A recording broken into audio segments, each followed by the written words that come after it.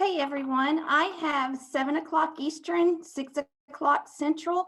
So we are about to get started on the third Thursday's webinar from the National NOPBC, the National Parents of Blind Children group. We are joined tonight in this webinar entitled Making Braille Fun. We're going to hear from Krystal Guillory, a teacher of blind students, and we're going to hear from Emily Gibbs, which is also a teacher of blind students. And then we're going to hear from a parent, Donna Michelle, if she happens to join us. She's running a little bit late right now, so we expect her to be here by the end. We thank you for joining us tonight. If you're watching with us right now, we appreciate you joining us. If you're not and you're watching the recording that will be posted later on our website, we thank you for doing that. It's a lot better if you're here with us in person, because we're going to show you guys that are here in person with us via Zoom, then you'll get to win some door prizes here in a few minutes. Okay, have some wonderful Amazon gift cards to give out. Okay, so I'm going to start by handing the mic over to Krystal Guillory, which is a teacher of blind students, and she has taught for several years. She can give us a brief introduction of herself. Okay, Krystal, I'm going to give the mic to you. All right, thank you, Casey. I appreciate that. I just want to say welcome, everybody. I'm very excited to do this tonight. Often people tell me I can quit talking about Braille because I really do love Braille. And I love helping other teachers and learning from teachers and helping parents and learning from parents as well. So I hope that everybody gets something out of this tonight. And I just want to share some strategies that I've done. And I know that Donna and Emily will chime in after. I actually did a presentation for the NOPBC this summer. So I'm kind of going to highlight some of those things that we talked about a little bit and maybe add some stuff to it. I know this is on Making Braille Fun. So just going to talk all about Braille. I did want to say, like, the best starting point is, I always say, like, to have a Braille is beautiful mindset. You as a parent, if we have any teachers on here, you as a teacher, if you have a negative attitude toward Braille, that is going to come across to your students or your child. So I highly encourage you to love Braille too. Never, never, never say it's difficult or hard or different. Just embrace it. And it really is beautiful. I shared in other presentations that my favorite quote is actually, it says, "There is a wonder in reading Braille that the sighted will never know, to touch words and have them touch you back." And I will say that I predominantly read Braille with my eyes because I am sighted, but I can go very slow with my hands. I really should put on my learning shades more and pick up that speed. But it is something like about that tactile connection. I just love it, love it, love it. So again, just like for families, just to have a very, very positive attitude toward it, never saying it's slower or more cumbersome. And ultimately, if most of the parents are sighted and you're kind of looking at Braille visually, I think it's really important to kind of connect with fluent Braille readers. The cool thing about, I would say it's probably the only positive about COVID and this horrible pandemic that we're going through, is you can connect with so many people via Zoom and presentations and bring it into your home, which has opened up so many doors for that. I also think that it's important, if you're working with a teacher, hopefully your teacher and you as well are equipped to be a lifelong learner, and you want to keep learning stuff, and just that family support. I can tell you through the years, for all of my students who excel are the ones who have that family support. So I'm so excited that you're here either tonight or going to watch this in the future. So I'm going to talk a little bit about schools and stuff, but I think a lot of this can be incorporated at home in a different way. One of the things I always try to emphasize is Braille everywhere. So we want Braille everywhere, just like print is everywhere. We experience so much print with our eyes. And if we just give our students and our children an opportunity to experience Braille, it would be great. In the schools, a lot of times we will do bulletin boards, and signage around the school. And I know that you're not in a school per se if you're a parent, but I think you can also do things around your house that are bulletin boards or having Braille on appliances and those kind of things. And especially if you're learning at home and you're doing virtual at home, I think even more, it's more important to incorporate some kind of like progress bulletin board or positive way to incorporate Braille, also to help them tracking, especially if they're just learning the code as well. You can add Braille to clothing and accessories. You can play games and cards.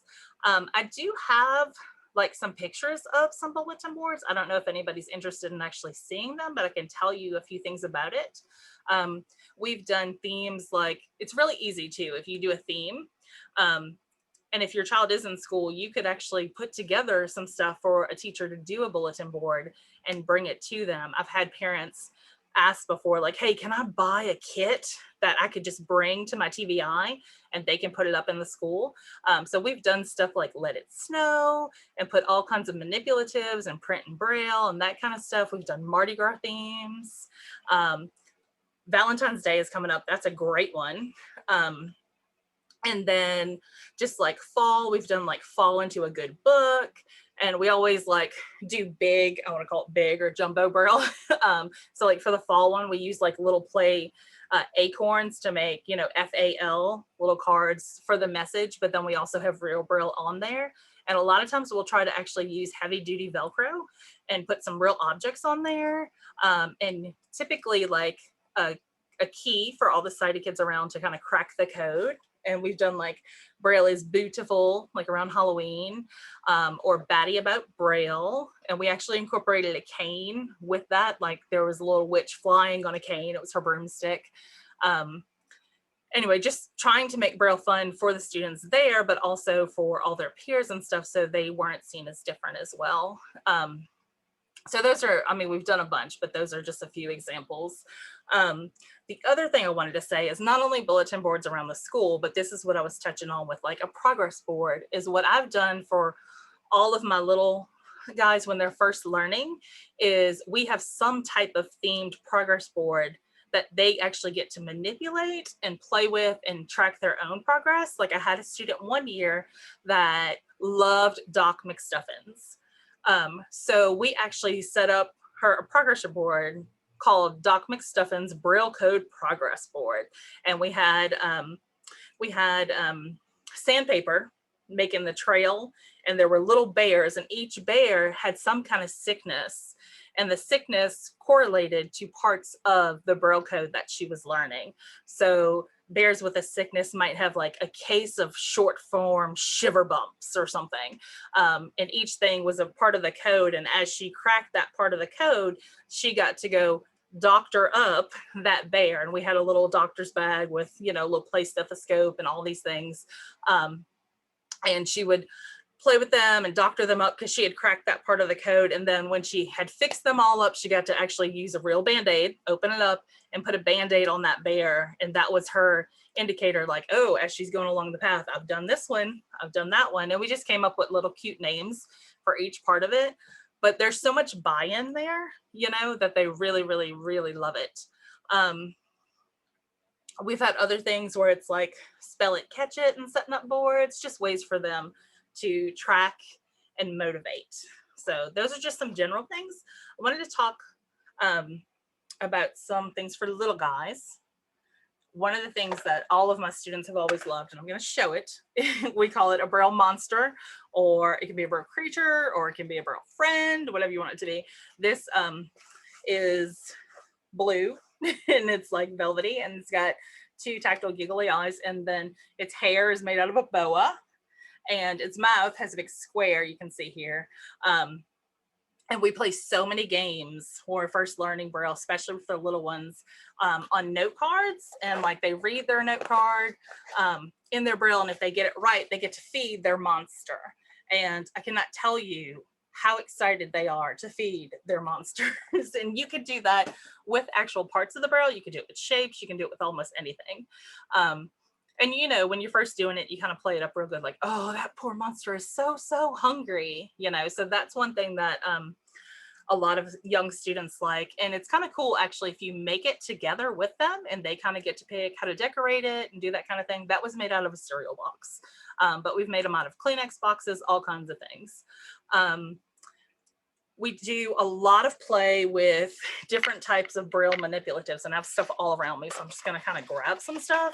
I'm sure that most of you have probably seen like an egg cell, an egg carton. You can make a Braille cell. This has ping pong balls in it. I like this one actually because it's cut, but it's still to where we can close it and it doesn't fall out when we're not playing with it. But there's so many. Like this is like a little painter's palette that has the 6 Braille cells. Amazon, you get like a huge pack of it. There's Papa cells. Those come from APH, but just different ways to show the Braille cell and kind of play and manipulate and work on dot locations and maybe creating letters and what have you. I'm going to try not to touch too much on some stuff that Emily may show because I'm not sure what she's going to show, but this is kind of one that she and her husband had made. It's a swing cell. So you have the 6 dots of the Braille cell. I just threw one. So you see it, and then when you open it up, it's the way they actually, the same fingers are how they would place their hands on a Perkins. So it's fun doing games with that as well. The other thing I wanted to say about little guys especially is in order to start truly reading, we have to be able to actually discriminate, and you can find all kinds of like little puzzles and stuff that have textures that literally they're going to learn to feel and match, and that's kind of the beginning.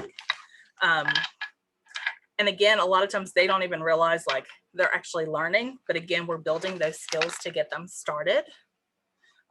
My kids love Braille songs. There's a number of songs online that you can play about Braille just as filler, and it's again having fun. Braille art and drawing is a very popular one. There's Paths to Literacy that has a link.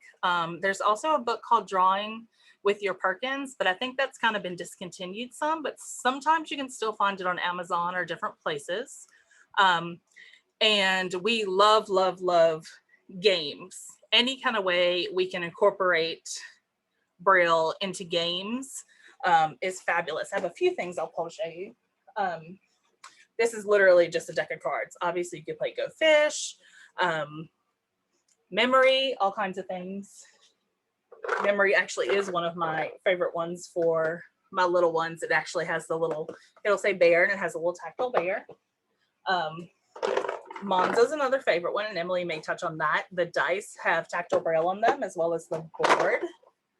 The other thing that may not be exactly fun per se, but I always make sure, especially when my kids are in classes or like if they're home and their brothers and sisters or kids around their same age are working on stuff and they have cute little flashcards, then you know what, it's not a big deal for me to add Braille to this, you know, and we can play all kinds of games with that. And I always make sure that they have that so they don't feel like everything they're doing is different. I will tell you that a lot of times, especially for the little guys, a Braille book is an example of a Braille book, and this one's only like 1 volume, can be very, very, very intimidating. Like if you see this whole page, it can be very intimidating. So we play a lot of games and do a lot of reading on flashcards when they're first starting. And then also you can literally make little books. This book is actually Brown Bear, Brown Bear. And there's only like 2 or 3 lines on a page, but it's so motivating to them to be like, oh, I read a page, I'm going to the next one, to keep going. So I do try with my little ones to do half pages and all so that they're conquering more and they have that confidence. We've done Braille fishing before. You can just take literally a stick and get string and a magnet, and you make Braille cards and put a paper clip on them or some type of magnet, and you go fishing for Braille. Again, we're fishing, but then we are practicing our Braille. It could be letters or whatever's appropriate for them at that age in their process. Braille Twister is a big fun thing. You can just take, we like to use a lot of times with my students, especially when they're younger, we'll just use like a half size of a poster board and we have 6 different, textually different or distinct dots, and we make a Braille cell twister board, and then we play all kinds of games, calling out letters, making it with our body, moving, you get your kinesthetic there. So you could do it all on one thing, or this summer for Bell, they sent out 6 like separate little cardboard things, and again we just made different tactile things, again from around your house. You can, this is literally a grocery bag, but it's crinkly, it's slick, it's got a different texture. This is a bag that tennis balls came in that we use for something. So like there's so many things around your house that you can find to have texture and to do many different games. Trying to think. Okay, Braille Twister, Braille fishing. Oh, the other thing, the beginning Lego pieces, you can do kind of like an uncontracted and a contracted Braille thing. Like you could have the longer Lego that says can with the contraction, but then you can have 3 that kind of add up to make the actual CAN. Okay, I'm going to share this with you in case anybody wants to see it. Let me know if you can't see it, if you're trying to see it and it's not showing. Can y'all see it? We can see it, Krystal. Okay, thank you. Sorry, you never know. So you can see here, you know, they had can on the bottom one and then literally CAN, and that's such an easy adaptation to add Braille to that. And then here, this student was, we were playing Braille memory, you know, and literally whatever was on the cards didn't necessarily have to be the numbers for those cards. It could be anything. It could be just words, you know, because again, we're feeling, we're not looking. Okay, Bang. If you have not heard about Bang, you're gonna be ready for this one. Bang is good for almost all ages, because basically you're making note cards that have whatever you need for what you're practicing. And the idea of Bang, hopefully you can play against somebody, but even if you can't, you play against yourself. So you would have like a stack of cards, and you set a timer, and you're reading as fast as you can, and you may be reading, you set like 2 minutes or whatever you need to for your student, and you're reading the cards out loud, and you're keeping all these cards that you're reading correctly, but then, oh, guess what? Sometimes the next card you read literally says Bang, and when that happens, you lose all your cards. When I've had students together, like they take turns going back and forth, and whoever has the most cards at the end wins. But then when I've had students where they're the only one at that school, we set a timer and we try to beat how many cards we had the last time, that kind of thing. And you'd be surprised like how much they love this, because it's just that competition, you know, to get better. Here I had some students playing Braille Bingo. That's literally, I think, a bingo game that I had from my own children when they were younger. And I just took, I think, hot glue and made the actual board and then added Braille to it. Another thing is fun for little ones is bathtub or water Braille. And you can literally have, during bath time, have cups and stuff set up to where you arrange the cups to make different parts of the Braille cell, make different signs or letters. One of the ways we incorporated Braille at my house this summer, print and Braille, is that we had a chain of kindness. It could be a chain of kindness, or I think we actually did a chain of thankfulness.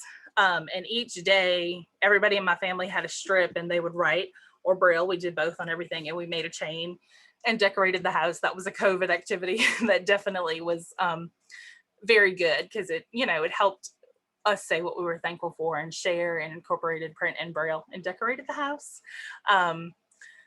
But you can do all kinds of things. You could, I think each family member had a different color. You could have a different texture, but just another way of incorporating some Braille and everyday things. They talk about creating a Braille message in a bottle. You can actually like have a message, and everybody knows about a message in a bottle, right? You could actually send it off, or you could give it to somebody as a gift. Also, there's Braille musical chairs. You could put the Braille card on musical chairs and play musical chairs. Have them swap seats, do different things. It's all about games, especially. Sing it out is one of the favorite things for a lot of my students. A lot of them like music. They might not necessarily like me singing the music, but they do love music. So a fun way to actually get their hands and want them and make them want to read Braille is to Braille some of their favorite songs and practice reading. It'll help with their fluency because they're going to know some of the words. It's going to help them move quicker across it than they might want to write their own Braille songs or any kind of song. Doesn't have to be Braille, but we're Brailing it. And then I've had kids who, you know, you put it in a binder and they have their songbook and they can practice it over and over again. It's really awesome when a song tends to have maybe some contractions or something that they're not really doing very well. So they're getting practice reading and writing that one. So Braille calendars are great as well. The NFB has the free ones that you can get. I think they're free or you can get it. Somebody may have to correct me there. It's the American Action Fund, sorry, for blind children. They will send you a Braille calendar and they are very awesome because your child can learn about columns and rows and tracking and keeping track of stuff. Great skills to practice doing that. I've done that before with students where we say, okay, so how many Sundays are there in the month of such and such, you know, and they have to scan to find that month and check out things. So you can definitely mix that up. Like I said, card and board games are always great. It says let's play, and we've done Uno and Go Fish, 5 Crowns, Rummy, Memory, Face 10, Racco, Flipstick, and then board games. Like a lot of board games you get, there's some that it takes very little adapting, y'all, to make it accessible. Connect 4 is one of the easiest. Even if you walk into a store and get a Connect 4, you can just throw something small on one of the colors and you're good to go. We've made a textured Jenga before. I actually got it from Amazon and it was kind of color based. So you would have a little thing and it might tell you got to pull a red block or whatever. Well, we just made all the red a certain texture. So again, we're bringing that kind of stuff in so that it's there. So Krystal, yes, I want to interrupt for just a minute because you just told us about, this is Casey Robertson again, and you just told us about all of these games that are easily adaptable. So I think we need to give some parent $25 in Amazon money to be able to buy some of those games from Amazon. So if you'll stop sharing just for a minute so that I can share my screen. As everybody was logging in, I was kind of putting your names into this random generator. And what I'm going to do is I'm going to share my screen and we are going to have the excitement of somebody is going to win $25 of an Amazon gift card. So let me move this around just a little bit so I can get to it.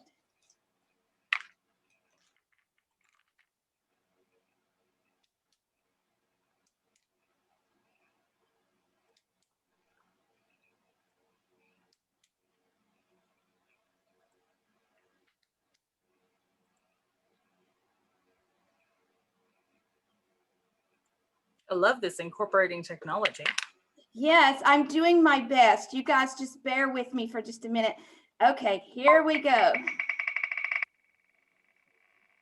Hey, come on. Krystal. No. Okay, let's spin again. I did put the presenters on there because they're doing so good that I thought that we needed them. So let's spin and see if we can get somebody else just real quick. Agreed. Sean Musgrove. Yay! Yay. So Sean, if you will put your email in the chat box, then I will send you an email with your Amazon gift card. And Krystal can continue to tell us. Another thing, Krystal, I thought maybe you might want to take the time to tell them is like, a lot of these parents are at home and they may not know the Braille code. So where could they get some like sticky Braille that has the alphabet so that they could start working with their students or their kids? Okay. So do you mean already made or that they can make? Already made or that they can make. I think it would be good to give both options. Okay, cool. I know that APH definitely has stickers already made with lowercase and uppercase letters and numbers and Nemeth and that kind of stuff. I will say that I've had a number of parents that kind of get a cheat sheet, like we say, and you can get a free slate and stylus and they learn to make their own.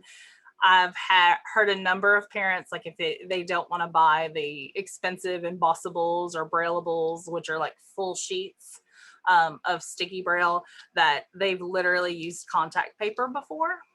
I will say that everything feels a little bit differently, but those are definitely some good paths. I don't know if that's what you were thinking about, Casey. Yes. Okay. What? Okay, awesome. Okay, I'm just going to jump back in with some more ideas.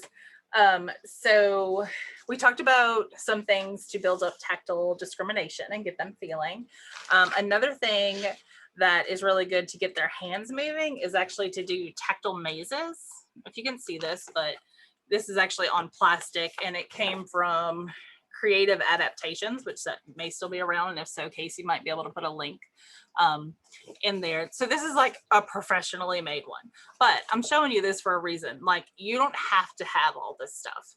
It's cute because like they start at the one arrow and the path is textured and they follow it and they have to figure out, oh, I got stuck, I got to keep going, I got stuck, I got to move down. And ideally we want them using two hands and kind of feeling it and moving around, and ultimately they want to get to the two arrows, but we don't need all that fancy stuff. Look at some of the things that I just made this summer, like just making paths for my students. These are literally just like some fuzzy kind of lines. And again, we're practicing them using their hands and following the path and ultimately getting to, I think I just put like a little textured leaf down there. But there's so many awesome things in this, like getting them to use two hands, moving left to right, finding alternate paths. That's awesome. And again, like especially some of them, they want to do it numerous times and they want you to set a timer and see how fast they can get each time. This one is another one I made. This is literally hot glue and yarn, y'all. And this one actually is very tough because it's very easy to get lost in all the curvy squiggles and that kind of stuff. And we've made them out of almost anything you can find. I've made them out of like plastic straws, popsicle sticks, what have you. Just getting them to move their hands and have fun and play. But again, so many lessons there. This is actually up on the Bell website. We shared it. This actually used a Perkins and made a maze that they start here and they have to get down here. I know you probably can't see it that well because it's Braille, but literally, ideally, we want them, I'm gonna do it backwards, but we want them using two hands to feel all around. And it's made out of just using full cells or all 6 dots, and they get blocked many different ways. So it's also teaching them to scan down columns, each column, and all the way across. So you can even make fun mazes. And you know what? They probably would love to make some of their own mazes to challenge you or siblings or what have you. That's always a fun thing. And I've even made them out of like pencils that I hot glued, or around Christmas time, I made some out of candy canes and had them connected. And that was like squiggly. They really love that. And there's just so much fun there with tracking and moving around. The recipe or rather the directions for actually making that one on the Braille Writer is online. We can pull that. Another game that a lot of the students I've had love, I call it Braille Gories. And I usually have like about, depends on your student, you can do fewer or you can do more topics like color, song, exercise, person's name, that kind of thing. And we usually do it where we're coming up with something that fits a part of the Braille code for that. So like maybe we're working on the IN sign and the first thing is pink. The first thing is color, and they may go, "Oh, I can use pink." And they're going to write that down, and hopefully you can play together. You could do it with them. I've sent it home and whole families have done it before. Parents might be writing it in print or whatever, but then at the end, you go through it and whoever has the most points wins. So that's always a popular one. You can make your own categories. So it's like categories, you know, but it's Braille Gories. We called it Bellagrams this summer, but basically you can have words and they feel that first word and see how many words they can come up with from that word. So you could use like your last name or something like they really love. A lot of times at school, we might do their favorite animal, or it might be the actual school's name. Then they have lots of letters and they're coming up with as many small words as they can using those. So that was a lot for younger kids. I'm looking around to see if there's anything I left out that I wanted to show with younger kids. Oh, I did want to tell y'all, they have, if you're making up your own games, because I mean, the sky's the limit, make up whatever you want. I got these off of Amazon. They're blank playing cards, and they actually come in many different shapes. So you could actually make up your own games and put them together and make your own cards for that. I have this I've used with lots of students, and y'all, it's like a dinosaur. It's archaic. It's actually, it's a card master. It was a long time ago called a language master. It's what a lot of speech teachers used when they were working with students. And this is the card. And basically it has a magnetic strip on the bottom of it. And you can put whatever you want on here. A lot of times speech teachers would put like a picture, like it might have a policeman, you know, and then the student was supposed to verbalize policeman. Well, we love Braille, so we just changed it to Braille. So I have like a lead-in line, and then whatever the word is they're going to read, and then a space, and then a lead out line. And that's just so we get as many fingers as we can on the line and moving across. And you can do this with your child, or more importantly, later they can do this and have fun and practice on their own. And what we did was they would literally read across, and they might say it out loud if I told them to, or they might say it to themselves, like, okay, I think this is a round. And then they can take it, put it into the machine. Around. And then I don't know if you heard that, but like it calls out what the word was. So like as a teacher, I pre-programmed it, and then they can do as much practice as they want. And that's awesome because Braille doesn't leave when I'm not sitting there, you know. A lot of times that happens.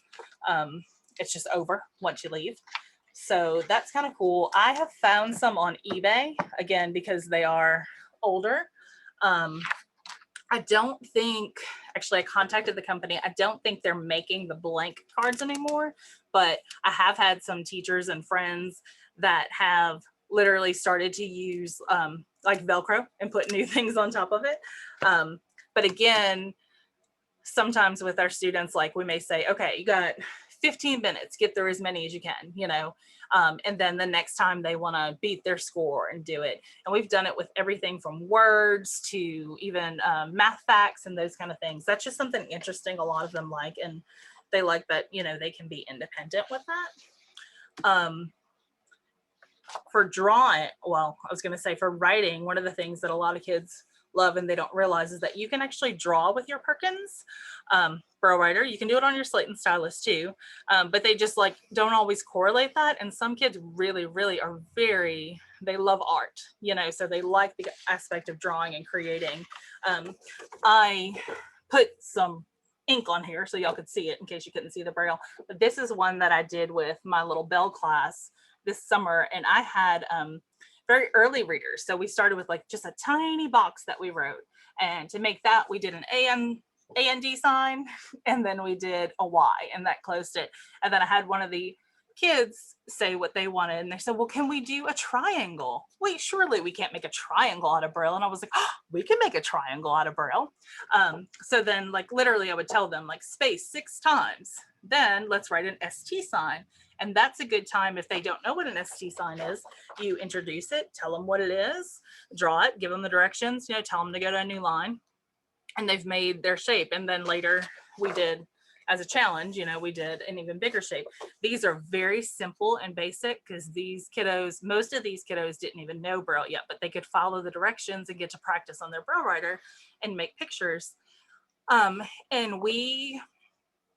you can let them do whatever they want with it after. It's their creation. Some of them want to color it. Some of them, depending on what we drew that day, they might write a story about the drawing that they did.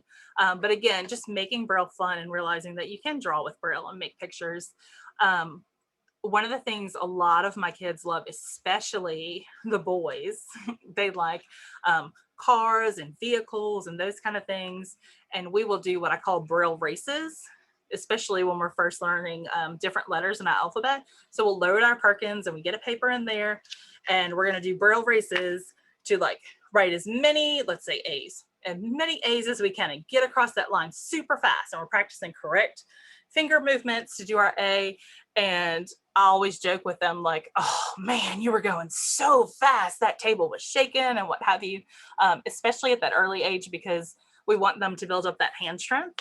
And again, they're racing. So they're like, yes.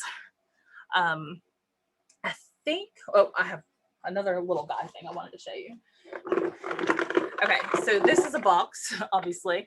It's called Alphabet Mystery Box. And actually it was one from my children who are older now. When you dig in it, you find different toys or manipulatives. This is an egg. It has, let me grab it real quick.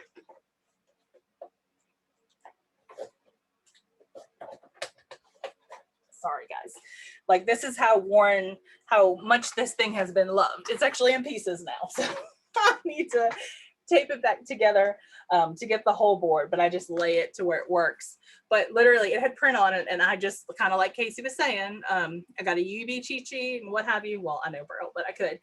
And I added letters on each one, and the child finds a manipulative and they're like, oh, it's an egg. What does an egg start with? That's an E. So then when it's sitting down, they're going to go find that E and place their egg on top of it, right? And actually most of the little manipulatives are very close to like the real thing. We always want to make sure that it's as close as can be.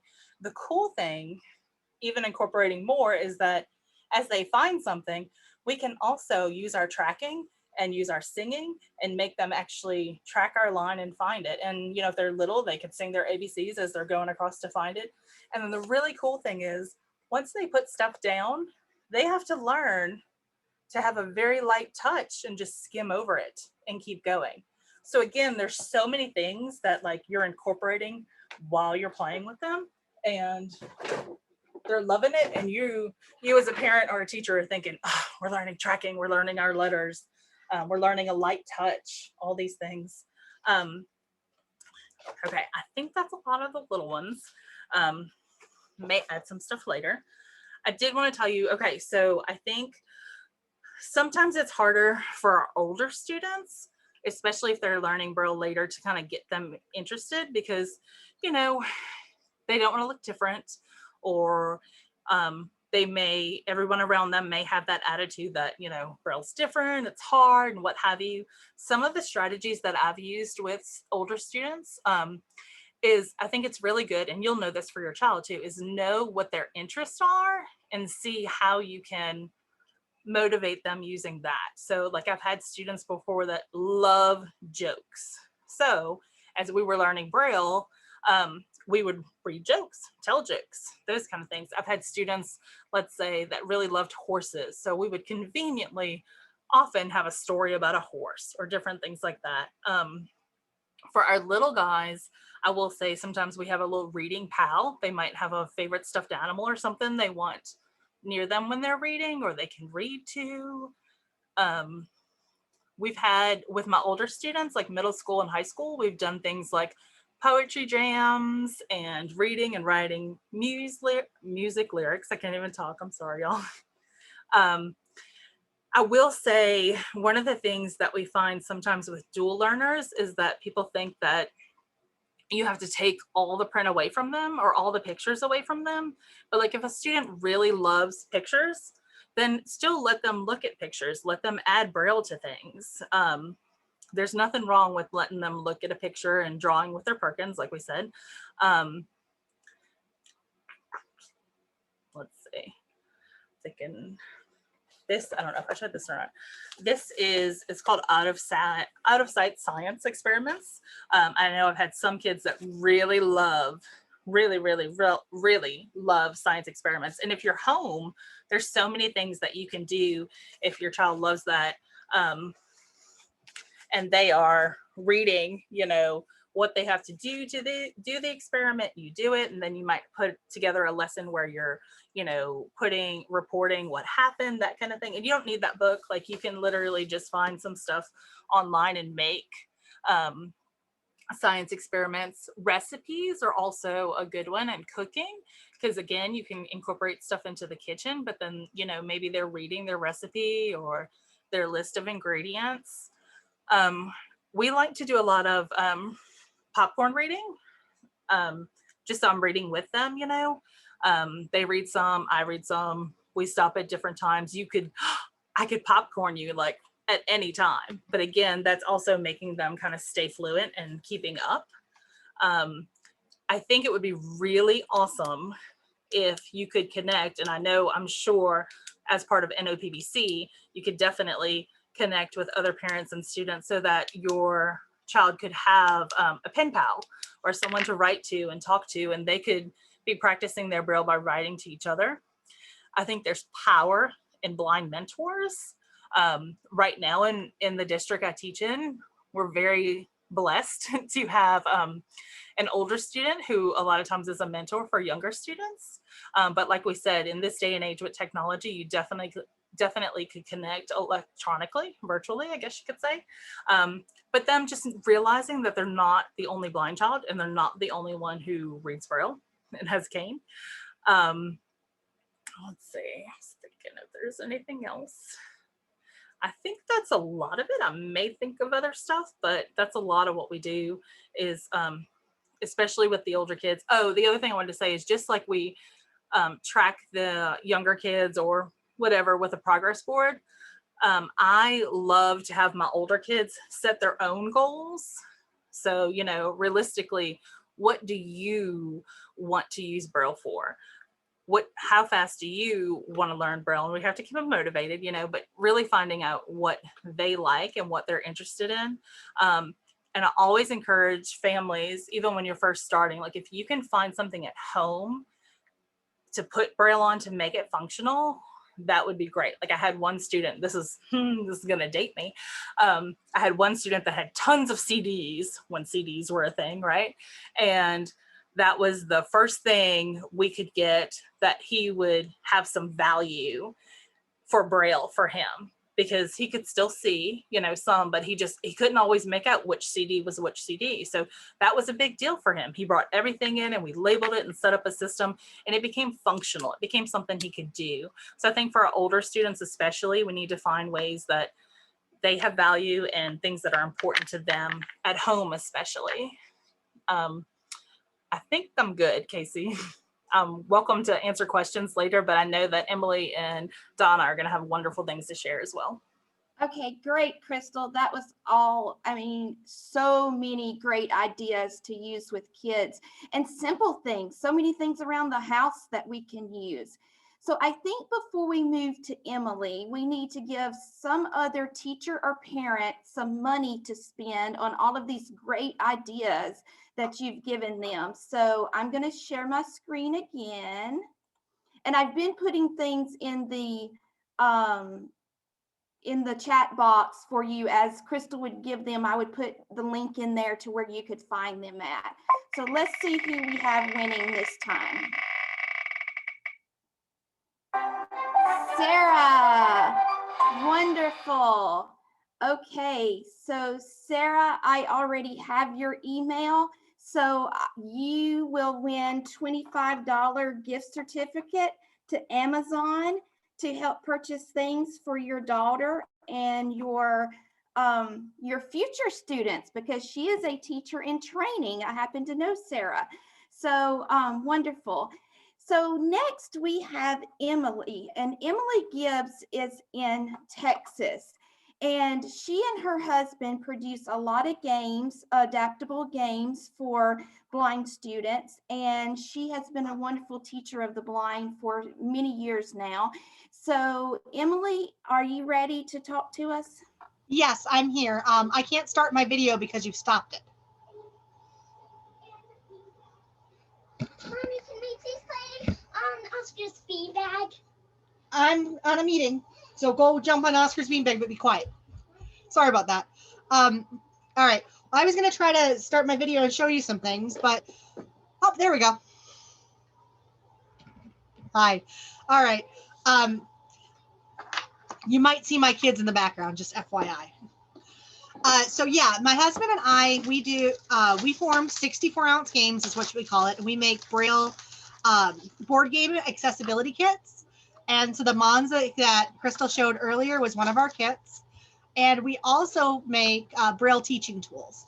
And this came about because my husband absolutely loves board games. That's one of his passions in life. And I've known Braille almost my whole life. And when we were in Louisiana, my husband kept wanting to find people to play his board games with him. And every time we wanted to, all of our friends in Louisiana were blind. And so we weren't able to find anyone to play board games with us. And so after that, we started looking into how do you have a board game brailled? How does that process happen? And what we found out is that board game companies understand how to create board games, but they don't understand how to create Braille. And Braille companies understand how to create Braille, but they don't understand how to Braille board games. And so we really wanted to kind of merge the two because we have such a passion for board games, and we really truly believe that playing a board game is its own type of literacy, because you have tactographics and you have Braille and you have turn taking, and you have a lot of different soft skills that a lot of times blind kids sometimes have lacking, because there's that back and forth and the communication aspect. So it's really important to be able to, do that with a board game. Excuse me 1 second. You two, out and close the door. Sorry about that. So first of all, I wanted to show you, Krystal showed our swing cell. So this we gave to the Bell program, and it has a hinge, and it has pins, and it opens up so you can model on a Perkins Brailler, or it closes so you can see it as a Braille cell. So these came about because, so these next ones we call our Braille puzzle pieces, and they come in a set of 5. And so they're separate, and then they click together flat on a table. And these came about because we actually had a parent ask us about these. And so a lot of our products are created because we are approached by a parent or by a teacher who says, there's something that I need that nobody makes. And is there any way that you could design this for us? And so we're always talking to people and hearing kind of what people need and how to make their lives better and make the products that they need. And so if there's anything that you need that you can't find, we would be absolutely love to work with you. For example, this is another product like that. This is what we call a push cell. And we found out that APH isn't doing their Peg slate. Peg slate. Thank you. I couldn't come up with the name of it, but they're not doing the peg slate anymore. So this has 3D printed Braille dots that pop up, and they pop in and out. And so where the peg slate was several different pieces, this is actually one solid piece of 3D printed material. And so these pegs will never fall out.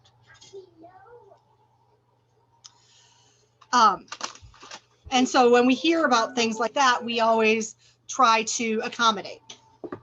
And so I wanted to show you Monza, which Krystal also mentioned. And so I can kind of explain how one of our kits work. So for Monza, we had to replace the dice. And so we actually 3D print Braille dice to go with it. We 3D printed cars because it's a racing game. So the cars have Braille on them to show what color each car is. And then it has a really nice board, which is a racetrack. And so you can see on the racetrack, there is Braille showing what each color is. And so this is the full racetrack. And so the point of the game in Monza is to start at the starting position, and then you roll all the dice and you see how far you can go around the board. And so this one facilitates a light touch, because if you touch too hard, your cards will fall off the board. And also turn taking, reading the Braille dice, keeping track of your pieces in your Braille dice. So if you had purchased this, what would come would be the board game, and then you would get stickers. And so you'd have to apply the stickers to the board.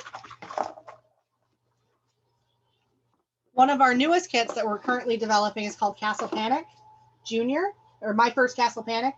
And I really like this one. And the two little guys who are running around in the background, they're annoyed because I borrowed their board games. But it has a large board. This one's not brailled yet because I hadn't put it together. This is the sticker sheet that comes with it. So you can see it has, this is for the cards, and it has shapes and colors. And then this side is the board. And so you stick this on the game so you can follow along. Right now, I'm going to put our store link in the chat, but we offer a whole bunch of different Braille learning aids, but we also offer probably over 100, 150 games. We offer so many games that I've lost track. And we're always working on new stuff to offer because this is something we're really passionate about. Are there any questions?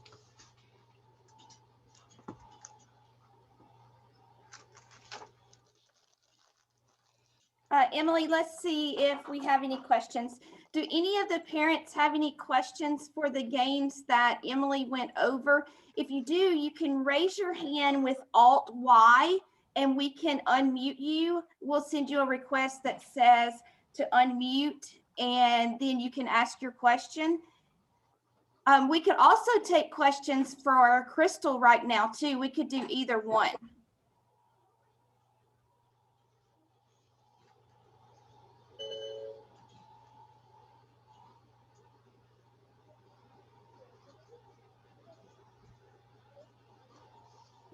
Okay, I'm not seeing any hands raised, or You want to go on to Donna? yeah, let's move on to Donna. And Donna is a parent that has been staying home with her child and teaching Braille and working with Braille in the home. So I wanted Donna to come on tonight and give us a few ideas of things that she's been doing with her child at home. So Donna, are you there and ready? Yeah, I'm here. Hi. I guess I just want to say I am not an expert like the other ladies talking tonight. So I'm just another mom trying to figure things out as I go. But we had the, I thought it was misfortune at the time, but it actually ended up being good fortune at the time to not really have any kind of TBI services when my son was first introduced to Braille. We were in a district that said that he only needed to see a TBI like quarterly. So he was 3 then. And so he ended up, I taught him the Braille alphabet like conceptually first, because I was sort of learning along with him. And what we did to start off with, I just kind of watched like what he liked to do. And that's really sort of been what's worked for us since then too, is just to sort of watch him and listen to him. And at the time he was really into like building these, he called them his, Mashbot car hotels. And I'm going to switch my camera here so you can see they're magnetiles. And he had them on this. He was 3 years old, and he had them on this little light table that we had. And he would build them. I've got it flat so I could show you guys, but he would have them like, oh, now I'm going to smash it if I try to stand it up. But he would have them like standing up, and he would build them like vertically. And so we just started, you know, taking what he was building, and we kind of modified it just a little bit to turn it into a Braille cell. And what he already liked to do with it, he liked to take his little Matchbox cars and like park them in there. And I had this flat, so they're gonna fall, but they were standing up vertically so that the cars like parked in there. And he would already do this, right? He would spend like so much time like building these little car hotels, that's what he called them. So then I would build like this little thing like he did out of a Braille cell, and then park the cars like where the dots would go. So so I would say, oh, well, there's my A hotel, you know, and I'd put the car in the one hole, you know, for the A bump. And at the time he was, well, he kind of still is really into doing whatever it is that he thinks I do not want him to do. So I would say, well, whatever you do, do not turn my A hotel into a B hotel, because that would just be horrible. And don't do that, because here's how you do that, but don't do this. If you turn my A hotel into a B hotel, here's how you would do it. You would just put a little car in the 2 slot, and now you've got a B. But don't do that, because I want to keep my A hotel. So of course, what would he do? He would like take his cars and put it in a B, and I'd make a big deal of it. Oh no, you turned my A hotel into a B hotel. Oh man, what am I gonna do now? I don't want a B hotel, I want an A hotel. And sometimes I'd like take it out, you know, so when I said the letter, I'd like, you know, turn it back to an A. So then, you know, we'd kind of laugh about that, and I'd say, all right, fine. You've got a B hotel. Well, guess what I'm gonna do? I'm gonna turn your B hotel into a C hotel. Watch this. There, now it's a C hotel. And he loved that. And so he learned pretty much like the entire alphabet that way. And then once he got the alphabet like dot wise, then we kind of moved from there to like the flashcards and the Braille Monster, where we'd feed the flashcards to the hungry Braille Monster, and the Braille Monster would make the sound like if he fed him the correct letter, then the Braille Monster would make the sound of you know, the letter, like if you gave him a B, oh, blah, blah, blah, blah, blah, blah, blah, you know, or oh, I love D's, da, da, da, da, da, da, you know. And so that worked for that age. And then let me flip my video around here. And then we did a lot of did stuff with a muffin tin too, where we put like just paper inside with like the dot numbers. But and I've seen a lot of people do this with like tennis balls. The thing that he really enjoyed doing, these Beyblades, he was like super into Beyblades, and they fit like perfectly in a muffin tin. So we did a lot of stuff like that. My other son is fully sighted, and he's learning Braille because Big Brother knows Braille, and he wants to do everything that Big Brother does, and we want him to know it too, so that. But this is one thing he's doing right now, where he's got like these little. You can get a pack of these on Amazon. You could probably get like 1 million for cheaper than you can get 4, but these little paint tins, palettes, and then we put Braille stickers on them, and then. Of course, keep in mind, this is for my sighted son. So he's got like a cheat sheet there, and he builds them that way. But you could do it either way. You know, my son that is legally blind could, you know, do it like that too. But you just put like, or, oops, I guess that's not an A. But you just build like the letter. And we have this thing from Maxi Aids that they like. That's where you can sort of build something that's kind of like Braille with they look like little nails, but they're flat. And you just put them in there to build words. And then, let me see if I can flip my camera back around here. We, play Braille Twister also. And for that, we've done, you could cut up like a regular Twister board, or we got these from Amazon. They're just like little, I think they were called round seat markers or something like that, round seat dots or something. And then we put duct tape on them to make a Braille cell, like 1 through 6. And then we do this outside, just throw them down on the grass, and then I'll pull out a letter, and then they have to like do Twister on the Braille cell. And then we've done like beanbag toss too outside. Oh, I'm so sorry. Yes, I see in the comment now. Can I describe the last few items? I'm so sorry. Thank you for that reminder.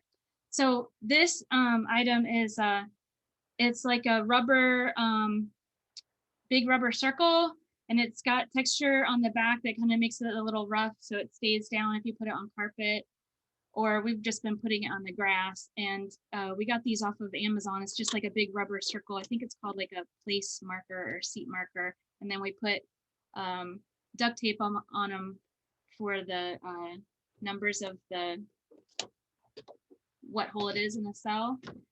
And then the other item that I had just now is from Maxi Aids, and it's a wooden box with holes in it.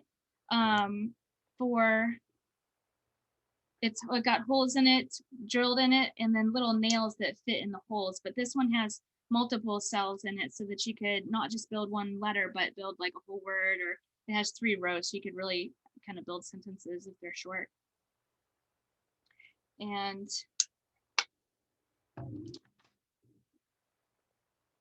then I'm not sure if I described the very first thing I showed, but the Braille cell with the car hotel, that was built out of Magna tiles, or Picasso tiles are the ones we had. It's the same thing, just different brand name. And they're these like translucent squares that have magnets all around the edges, and you can put them together to, they're like flat blocks basically that you can build stuff with.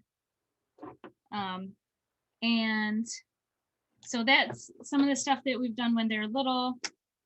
And then now my son's 7 and he knows quite a bit of the Braille code. And so he has quite a bit of vision too. So one thing that we've found, he's a dual media learner. And one thing that we found is I'm having to be really intentional with what I Braille. One, because my time is, with 2 little ones at home all the time, it's limited, as I'm sure everyone else's time is. So I have to kind of pick and choose what I'm able to do and prioritize the things that's most important. And some of the stuff, I could spend a long time Brailing and then he never touches. So I have to really think about like, what is it that he's highly motivated to read already? And what is it that he's going to naturally have in his hands? So some things that have worked for us, all the like birthday presents, holiday gifts, we Braille all the labels for those. And we've done scavenger hunts where each of the clues are Brailled. And oh, one thing, a lot of times I'll just ask him, what is it that you want Brailled, and I'm Brailing some stuff, and can you bring me things? And one thing that I totally did not expect him to say, but it's worked out wonderfully, he wanted his Pokemon cards Brailled. And that's something that I never really anticipated him wanting in the first place, because the writing is so darn tiny, but he loves them, and it makes total sense to Braille like the names of the little characters. And I Braille them on like a Braille label, but the Pokemon cards are thick enough to where you could just put one of these in a Perkins and Braille it. And then we've done like a hundreds board. They're at home doing school this year, so we're doing more stuff than we might normally have time for at home. But we've got the little wooden tiles on a wooden hundreds board. So like here's a wooden tile, it says 29 on the front in print, and I just stuck a Braille label on the back that says 29 in Braille. And for him, I put him on the back so that I can tell him like, okay, do this in Braille. Otherwise, on this particular one, the numbers are so big that he would try to see them in print too. So for us, it's about being purposeful with what activity is, what's the point of each activity. Some stuff, he does in print, some stuff he does in Braille. We've played Shut the Box too. This is a good outdoor game for us because he's real sensitive to the sun. So this might not be something that he might enjoy playing outside if it wasn't Braille, but we put Braille on all the numbers for Shut the Box, and then that's something where we can get outdoors and play that. And cooking, got like the little measuring cups. These are good when we're doing fractions because they have the Braille fraction on them. And I think those we got from National Braille Press, I think.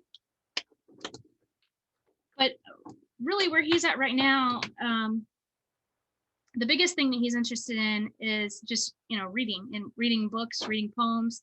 And so the thing I spent the most time on right now is just trying to find really high interest content for him. Like when he finished up virtual school last spring, I had a big basket of Braille stuff organized, and I'm gonna hold up like the basket that we use. It's like I think 12-inch or something like that, 14-inch basket from Amazon. And I've got scrapbook paper in it for dividers, because scrapbook paper is like the same size as Braille paper or close to it. And then little Post-its up top to that have the names of the actually, I'm just now thinking about it, but I should have brailled those I should have brailled the Post-its. But when he finished up virtual school, we had sections that said stuff like dot 5 contractions or group signs, or it was organized by what specific type of contraction he was learning. And slowly we've kind of morphed away from that to by content. So like some of these labels say Star Wars, Elephant and Piggy, Pete the Cat, Shel Silverstein. We have he's 7, so we have a category that's called Farts and Poop. It's different poems and things like that. So the challenge for us has been getting material that's high interest, getting books that he's interested in. And then when there's something that it seems like he's struggling with it or needs to practice it more, then I'll try to find a poem or song lyrics that have that in it. For example, when he was learning his dot 5 contractions, he was also really into, and this just was convenient that it worked out this way, but he was also really into that song Thunder by Imagine Dragons. And how you spell thunder, it's like the TH contraction and then the dot 5U for under. And so I brailled the lyrics for that, and it says thunder about 1 million times. So by the time he read through the lyrics, like he had that under sign down. And the one thing that's really helped us too, this has been really huge, and this is not a game, but it kind of makes the other stuff possible for us. We've downloaded Braille Blaster, which is a free download, and you can just Google Braille Blaster and it's the first link that comes up, but it's brailleblaster.org. I'll put it in the chat. And even if you don't have an embosser, which we were able to find an embosser, a cheap used one, well, cheap is relative, on eBay for about the same price as a used iPad. And that has been a game changer for us. And so we use this free Braille Blaster program, and you can type in the print on one side and it automatically generates the Braille on the other side. So then I could just print it out on the embosser, and it doesn't take so long trying to Braille everything by hand. But even if you didn't have an embosser, then you could still just download this free Braille Blaster program, type in what you need to type, and then it'll have like kind of like a cheat sheet there right for you on the Braille side, to where you can see how it needs to be. But the biggest thing for us is just been kind of watching him and seeing what he's into. Like at first it was content, like he really wanted the high interest books, and I was printing those out for him. And then it became like, oh, well, he's really, really into pictures, and pictures became way more important. And so then priorities sort of shifted, and I tried to make sure that he had as many, you know, picture books as he could, and stuff that he was interested in. The stuff that looks, you know, like a print book, feels like a print book, and just has the Braille over top of it. So we've gotten some print books from, or some print Braille books from National Braille Press. Here's one, Grumpy Monkey. There's another one, A Bad Case of the Stripes. We've gotten some from April Enderton. I'm trying to think of her business name. Maybe somebody else knows it. That oh, my brain just shut down on me. Beulah Raymer Legacy, I think is where we got that one. I'm not sure if I'm saying that correctly, but I think that's about what I've got right now. I feel like I'm talking a mile a minute, and there's other stuff. And does anybody have any questions? Hey, Donna, do you have your son, your blind son and your sighted son, do you have them read together since you're homeschooling? Thank you. Yeah. We have a box, like a wooden box we call Buddy Books. And we've tried to get like 2 copies of books where we have one in at least print, sometimes print and Braille if we happen to have one, and then the other one in Braille or Braille and print. But we've got 2 identical copies, and at least one of them has Braille. And then they read together, like they take turns.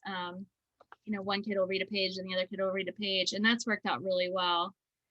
Actually, my blind son is the older one, so he's helping my younger fully sighted son learn how to read. And recipes, we've done like making oobleck. Reading via FaceTime has been a big thing for us, especially with COVID. We'll get books that family members out of state can get from the library if their library is open, or if they happen to have the same book at home, but they get a copy of it, and then we have a copy of it, and then they can read along together, kind of in the same way that my kids read together. Or even if they don't have another copy, we'll call them up via FaceTime and say, oh, well, you know, today, you know, he's going to read to you, Grandpa, and so he's got more of like an authentic audience, or read to the dog too, or, you know, the audience is a big deal for us too. Donna, it's Casey again. That all of your ideas were wonderful. And one thing that I see through everyone that has talked is make it relevant, make it to what the child enjoys so that it's enjoyable for them. And everything that we've talked about has not been a special curriculum. It hasn't been a special isolated just for blind students. Most everything that we've talked about has been for sighted or blind kids. We just adapt it to make it to where our blind students can use those. So let's take a minute and give another door prize, because I think you shared a lot of things that they could order through Amazon, and I've been putting the links in the in the chat. So I'm going to share my screen, and we're going to see about giving another door prize away.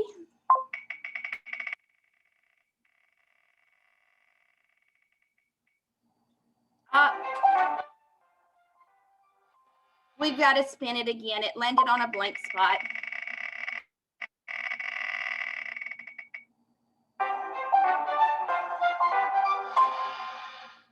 Okay, so Bernhilda Merck Adam, let me make sure you're still on. She's not on anymore. Let's spin it again.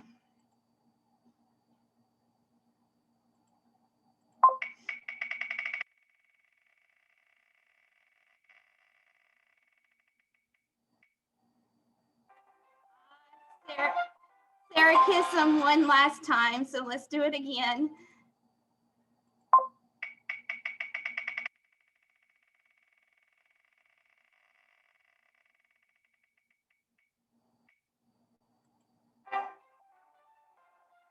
It's just stuck on Sarah's name.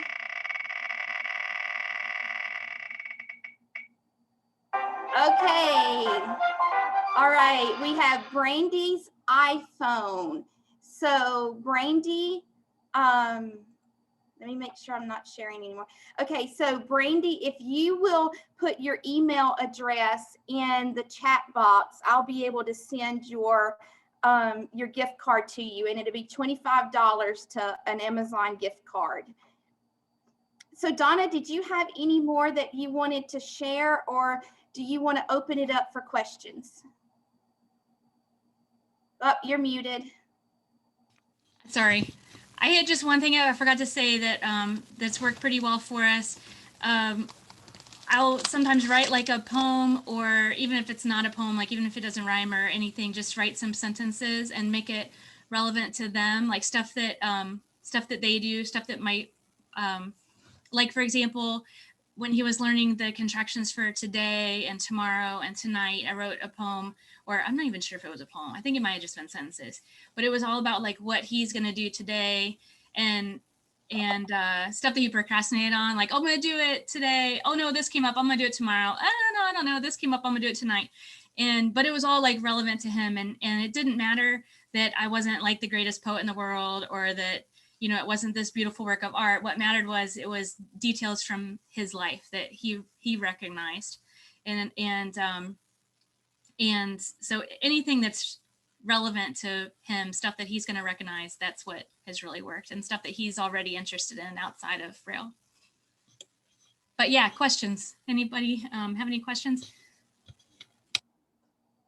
You guys, remember Alt-Y raises your hand, and that way we can unmute you. We would love to have some questions for these ladies that have spoken tonight.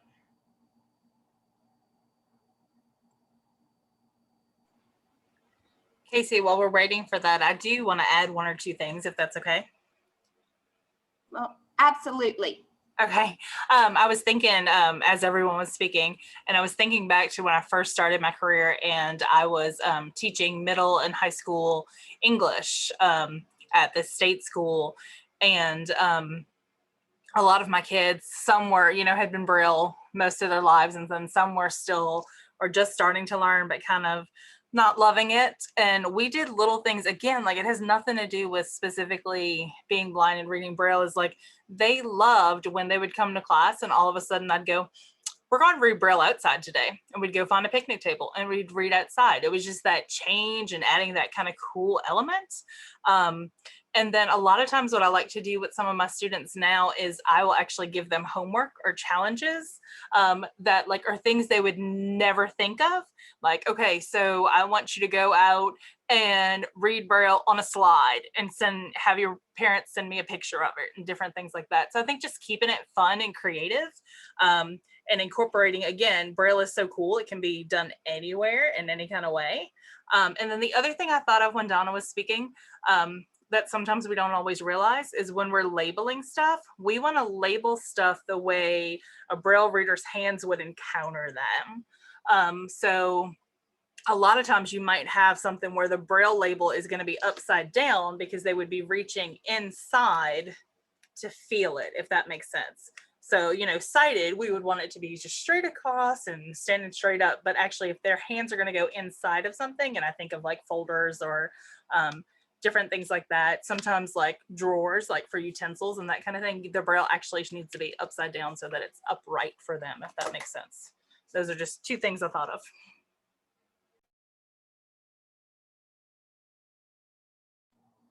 Okay, yeah, those are great. And Marissa is going to type some questions that she wanted me to ask. So while she's doing that, I thought of a couple of things. I think maybe Donna could answer this. I know a lot of times I encounter parents that are scared to work with Braille and their child because they're afraid they'll do something wrong. Do you have any encouraging words for these parents to encourage them to and let them know how important it is for them to work with their kids in Braille? Yeah, I was a parent just like that. I was super scared of it. I learned it right along with my kid. The thing that has really helped me, two things. One, that Braille chart, and I'm holding it up here in the camera, but there's a link in the chat as well. This is my cheat sheet, and I just printed out two sides, front and back, and then I laminated it. And this thing sits where I can grab it easily, and because it's laminated, I can just look at it a million times a day, and I still refer back to it because I'm learning like he is. And then the other thing that's really helped me is Braille Blaster. And that's, again, it's in the chat, but brailleblaster.org. I can, if I'm not sure, I can type things in there and then check it. And then the third thing that has helped is just having a Braille dictionary. And there's a dictionary that's available. I think it's National Braille Press has one, but it's a dictionary for Braille dictionary for kids, and it has print and Braille. And so if there's something that comes up and I'm not sure of, we just look it up. And to me, that's, you know, as good a skill as any, just teaching that you're never going to know all the answers. And if you can look it up, that's really a better skill than knowing everything anyway. So don't be scared. It's okay. Everybody, I think, is scared at some point. So, but just, you know, fake it till you make it. Cheat. I still don't know as much as he knows, but I just look it up. Okay, great. And that was one of the questions, that they wanted to start making their Braille labels, but they didn't know where to start. So those Braille cheat sheets and Braille Blaster are two great ways to get started. Another question we had was for Krystal, and they said they'd never thought about Braille, upside down Braille. Would you do this for the toy bin?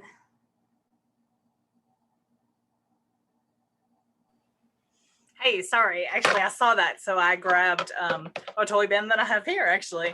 And actually, like, I have on the front of it in large print is the print label, and the Braille is actually sitting right inside where my hand is naturally going to feel. I mean, a Braille reader could, you know, read the front, which is fine as well, but then sometimes you do want it just right inside, and it would look upside down to us, but it would fit perfectly. We do that with our, when we have our Bell programs in person, which hopefully we will get to, not this year, but maybe the next year. All of our students have their own little, we call them cubbies, and they're bigger than this, but they all have their names right inside because they just walk up and put their hand there, and it's easy and it guides. So, I mean, that's where it's naturally going to be, especially that also helps. And you don't have to have a print on the outside. And if you really, like Donna was saying, you got to find ways to kind of incorporate it to where you know they'll use it. So if I was really wanting to do that, I probably wouldn't put a print on the outside, and I'd put that Braille because that's going to make them motivated to actually go find it too. Okay, and Brandy had a question for you too as well, Krystal. We were having trouble getting her unmuted. Do you know of a calendar that has print and Braille? Okay, I put links to the Action Fun calendar. I don't think that has print on it, it's just Braille. But I also put a link to, there's an APH Insights calendar. It's large print and Braille. They're about $8 each. I think I have one actually. Don't want to see it, but I did put the link, and it has pictures and all too. So if your kiddo, like Donna mentioned, her kiddo loves pictures now, the artwork is on the top page, and then you have the print calendar numbers, and there's Braille on there as well. So that's Emily, a dual media one. There's also the APH calendar kit, the classroom calendar, that uses reusable kind of Velcro things, so you can move them and do each month, and then do all of the different numbers for the month and all of that. I'll find the link for that. I was going to say, and actually they have the big classroom one that is like a classroom size, like Emily's saying, but then you can also buy, they have individual calendar kits, and that's like blank slates, and it comes with the Braille where you can set up your own calendars each month as well. And I've had some older students like have that in their homework binders or their notebooks and stuff. That way, you know, they could keep track of the date and stuff too, and then have that as a visual that they could go back and see. So I like that for organization, because a lot of times our kids aren't as organized. Oh, one thing that we've done too that has worked well for us, we'll just sort of do these random surprise, I have a treat for you, but you have to find it kind of things. Like I'll just real nonchalantly hand him this little note that has written in Braille, something like, there's a piece of gum waiting for you by the laundry room door or something like that. And so if he reads it and figures out where it's at, then he gets to go and get this prize. I love that. Oh, I love that too. Sarah Erb has a question. I had 2 questions. One was, have any of you done some fun like chore charts that have Braille incorporated, that, or tactile pictures or something that are fun? I missed the first part, so maybe you discussed this already. I've made some for my students before, and sometimes the parent had found one and we just kind of adapted it. Now, sometimes the ones you find mainstream, they have way too many words on them. So we kind of had to make a little key, because sometimes it had a little small magnet or token, kind of like coin size, and you couldn't fit tons of stuff, but like maybe the letter represents you know, that skill or that chore. And I love that when they incorporate that, especially when they're younger, because we're starting that responsibility. And again, it's something that's applicable to them. And then I have also made it for blind parents who have been like, hey, can you make this, who they may have sighted children, you know, and they're like, hey, how can we adapt this to where, you know, my child can use it, but then I can also use it. So it's definitely doable.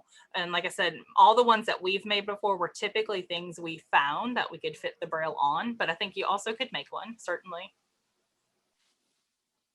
Thanks. I had another question, but now it's left me. Thank you.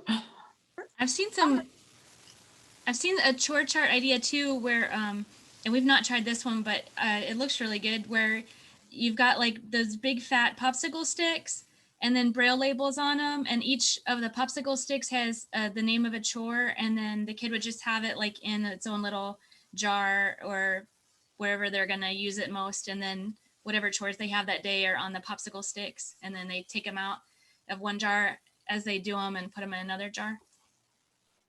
I love that. And you could even have it like separated by days as well too. Like if you're planning out a week, there's so many ways you could do it. Oh, that's a good idea. I like doing that. That's a great idea. Okay, and I don't know if everyone saw the chat earlier, but I meant to mention this. Karen Walker had put an idea in the chart when we were talking about Bang. Our kids this summer for Bale loved Bang so much, but she said that they use popsicle sticks in a Pringles can and use Kaboom. And the Kaboom stick has a texture on it instead of the word.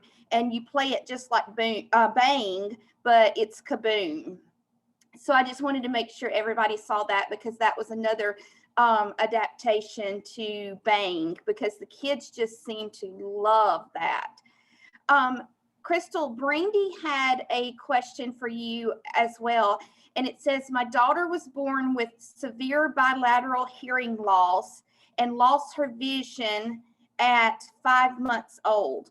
Have you ever dealt with a child who has had both hearing and vision loss? And do you have any recommendations? She's 2 years old now. Okay, I was going to say, I have not actually had a lot of students that actually had hearing loss as well. I've kind of consulted with some other colleagues that have had them.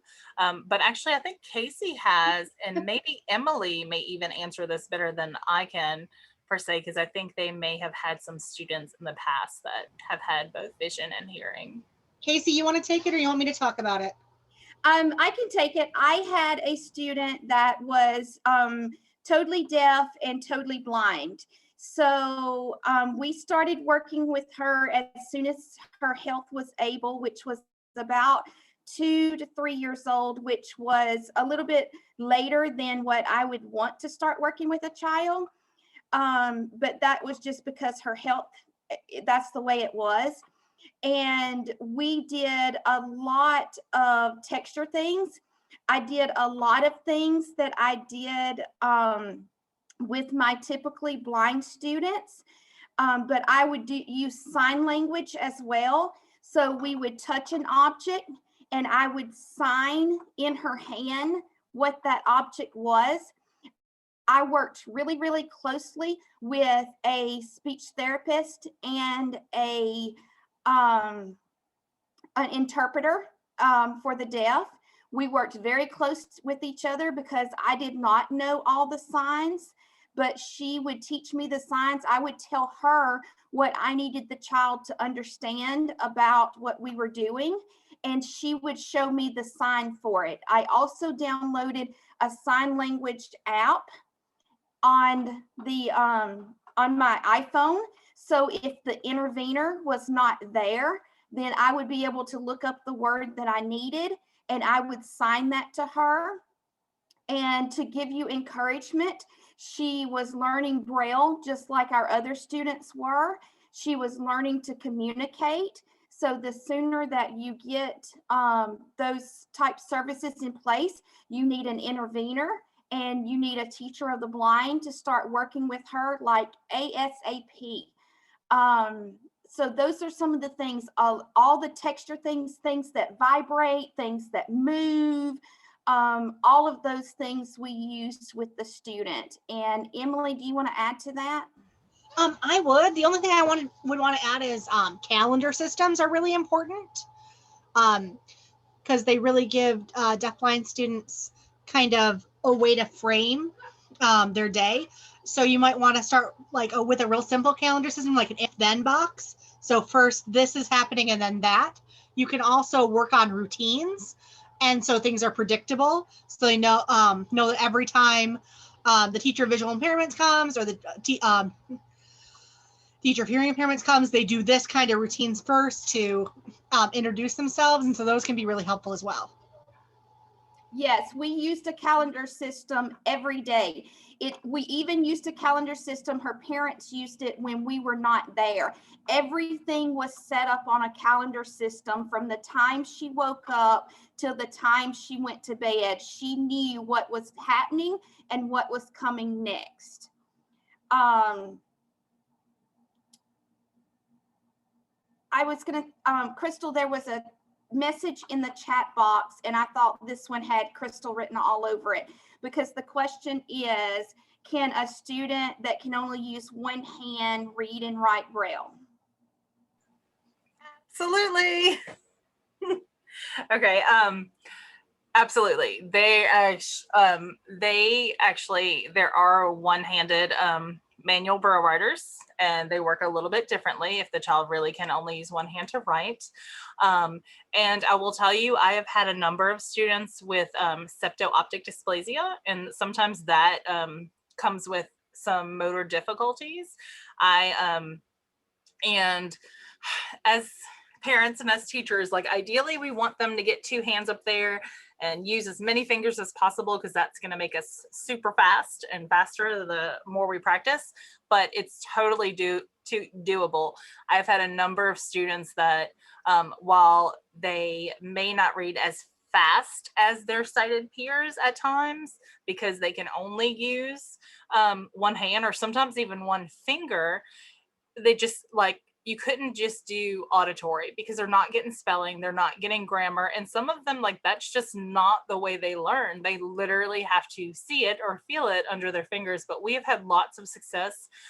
When it's possible, I do try to get them to at least like let's say they're a right-handed reader and they're predominantly reading with their right hand. I do try to get them to acknowledge that left hand and keep that left hand at the beginning of a line to help them get to the next line faster.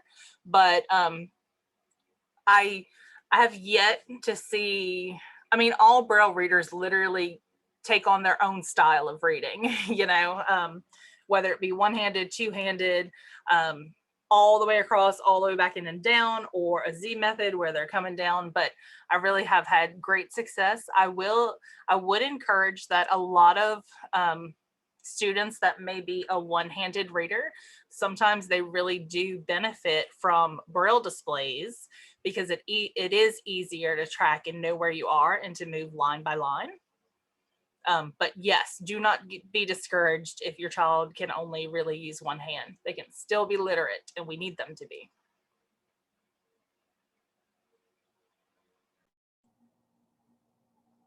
Great. Do we have any other questions? We're having a great discussion here.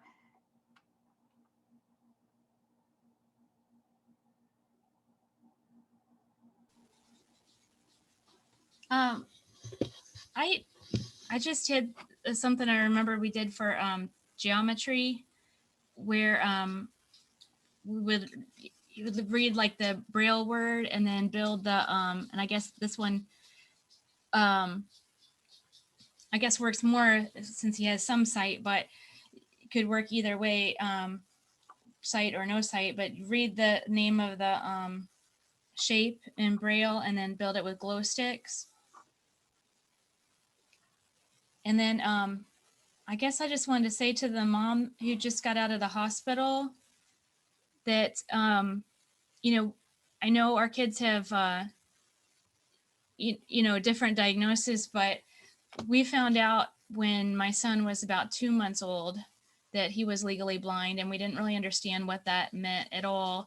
And I guess I would just encourage that mom to, you know, do everything you would normally do for your baby, you know, all the monthly pictures and be excited about things, and just don't let, you know, the fear of the unknown steal that away from you, because it's your child is going to do anything you hope they would, even if they do things differently.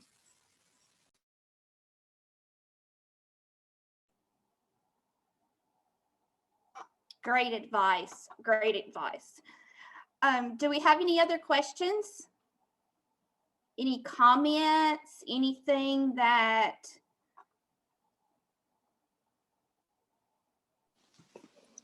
Oh, Sarah has her hand. Sarah Erb has her hand up again. I think you can unmute. I think you're unmuted, Sarah. You can go. Okay, thanks. I just really, really appreciate all of the lovely approaches with having these approaches be child-led and really based on what's exciting to the child. It's lovely. And thank you so much for all of your great ideas and sharing these fun methods and techniques for helping our kids have fun with Braille. Appreciate your time. Thank you, Sarah, as a parent, for being here. And Sarah Erb is also a member of our NOPBC board members. So she looks forward to helping all blind kids and the things that we can do for them. We need to give one more door prize away just because this is such a great discussion that we're having. Let me get my screen up.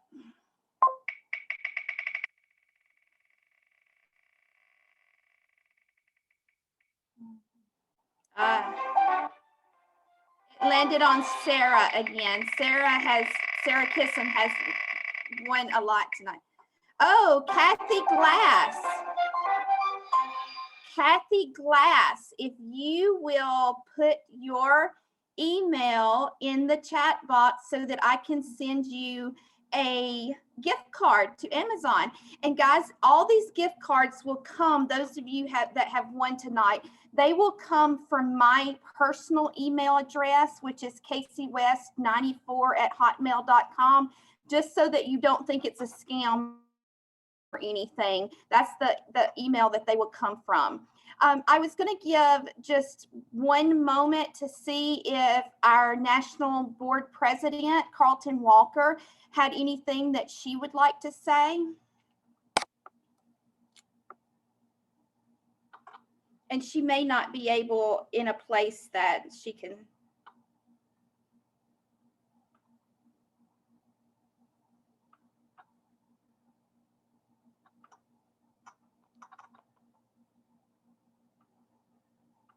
Okay, Krystal has something that she forgot to share.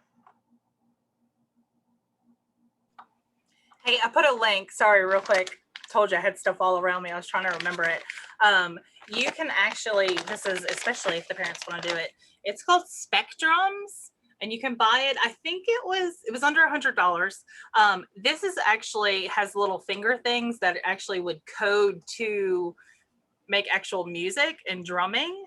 But you can, I took the same colors that would be on the drumming pad, and I cut like little circles, and then I put them in a muffin tin, kind of like Donna showed earlier. And then I use the iPad to identify this color anytime the kid touched their little finger sensor to say like that dot location. So like .1, that kind of thing. And then you can download the app that goes with it. And instead of making music, now you could do the music, but instead of making the music, you as the parent or teacher, you set up the Braille cell to identify all those different dot locations. And then you can actually set up little lessons using it. Like one student I had, you know, when he'd press his little thing to the color that told him the directions for the day. Let's say we were working on the letter B. It would say, okay, today we're going to work on the letter B. That's dots 1, 2. Can you make the letter B from, I might have said like, read it, and can you make it, and can you write it? And then they can take the tennis balls or whatever manipulative you're using and make it actually on the Braille cell in the muffin tin. And then I would also have a card set up where they had kind of like a little tactile B, you know, maybe in like little puff balls or just anything that was, you know, something they could touch. Not true Braille, as we say, visual Braille or play Braille. But then underneath, I would have a tracking line with the actual Braille so they could have real Braille. And their job was to do the directions, to check out the little manipulative, the balls or whatever, and then actually track that line to find the B. They could make it in their muffin tin, and then I always had the kids write it as well. So then they would turn to their Perkins or their Slate and Stylus or whatever they're using, and they're actually writing it too. So we'd sell it, or, you know, put it in the Braille cell, we would read it, they'd make it, and they'd write it. So, and that's kind of a cool thing. Like, they just love when you incorporate any type of technology, and they can be independent and fun. And the app is set up for music. So it's like, it has cutesy little sounds and everything. And that was another thing that once they got independent with that, like you could just leave the stuff there and they would be able to do that as a little lesson. And I put the link in the chat. I did not come up with this. It was actually on the Path to Literacy, and it's called Coding the Muffin Pan. And I think it's kind of cool if some parents want to get it, because again, it correlates to the app and you set up the little lessons. Miss Krystal, or I mean, hi everyone, this is Sarah Cossum. Can I just make a quick comment and I guess talk a little, or? Absolutely. Okay, so hi, good evening everyone. I see I'm lucky today with all the name drawings, which is pretty cool. I wish I would have played the lottery or something. Anyways, I'm actually a parent of a blind student. I mean, legally she's blind. She has some partial vision. And I've noticed like when us as parents, my husband and I, took the moment and stepped up and accepted the fact that she has to learn the Braille and she has to use it. It has helped her a lot in learning and having us actively at the schools nonstop, making sure she gets what she needs with regards to Braille services and all of that. Because just like any other parent, I feared when I saw the word Braille, and I was like, oh my God, how is she going to learn this way of using dots and using senses and all of that? But it just took a little push, and I have to give it all to Miss Casey, who was my Braille teacher, and she made it so easy and fun. And I actually learned it, and hopefully a future TVI coming soon.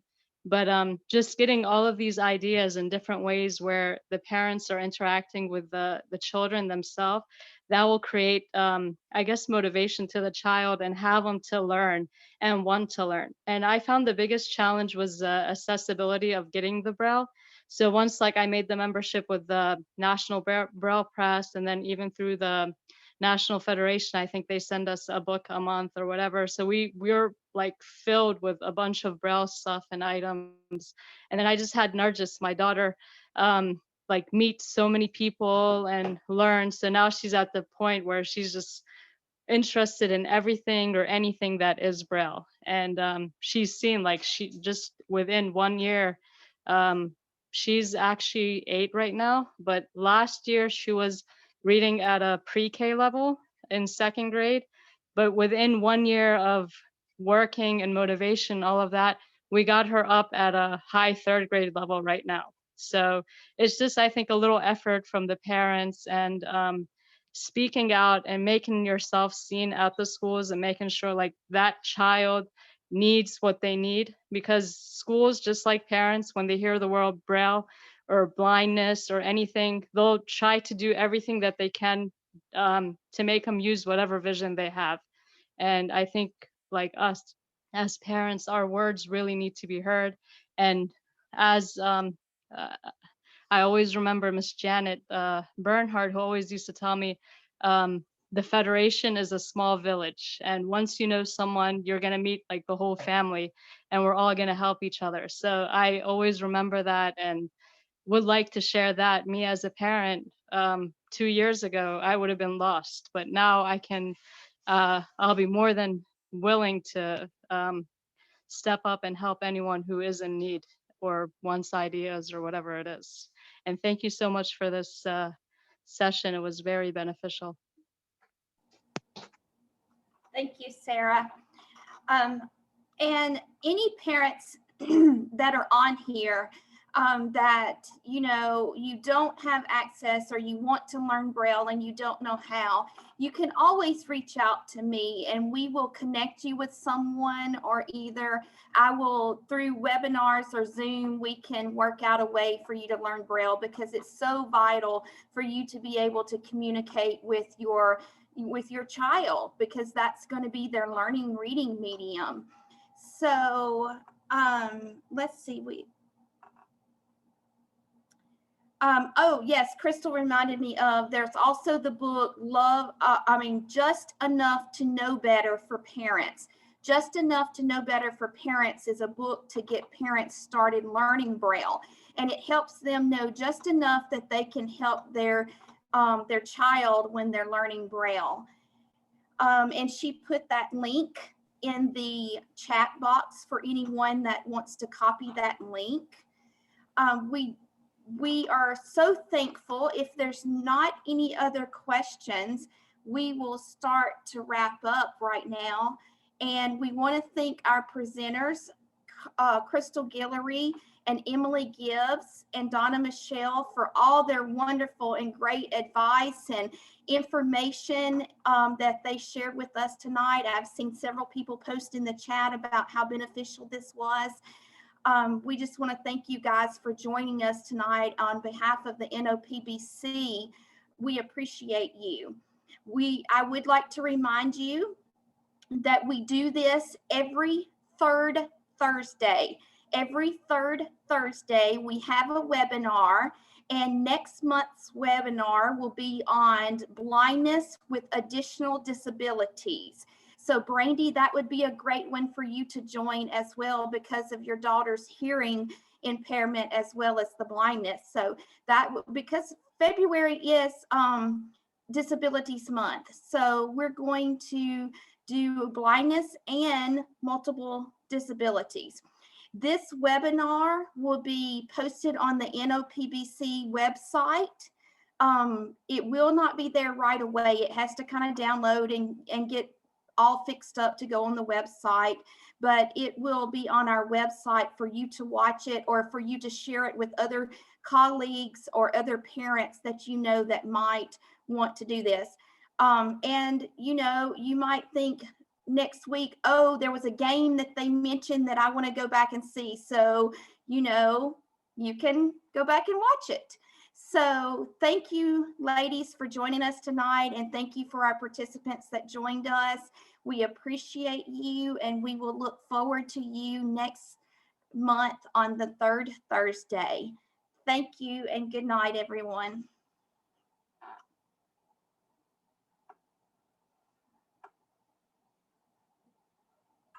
Bye. Thank you. Really enjoyed it. Thanks, Melanie.